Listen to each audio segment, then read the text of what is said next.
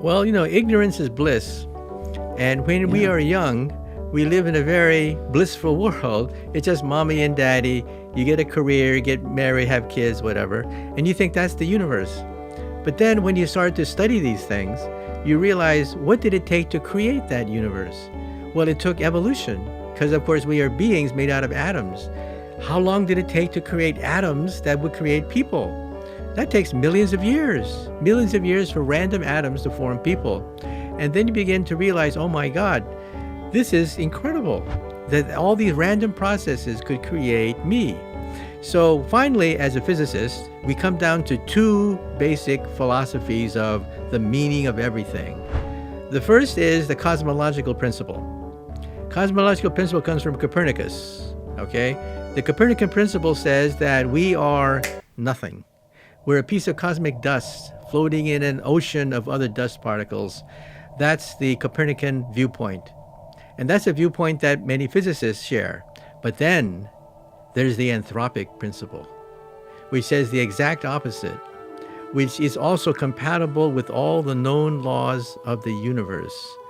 And the anthropic principle says, no, we are special. We have life.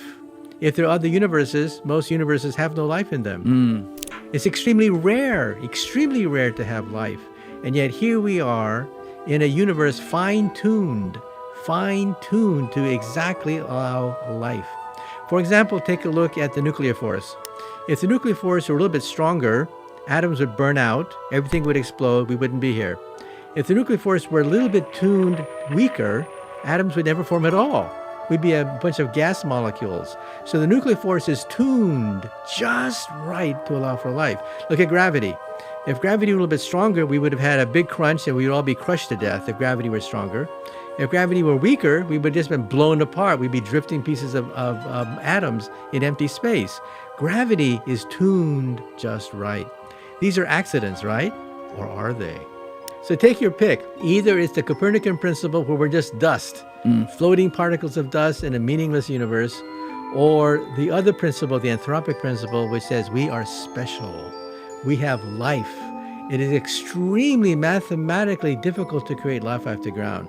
Think about that. All the molecules have to be just right to get DNA off the ground, and yet here we are talking about it. And so that's the miracle of existence.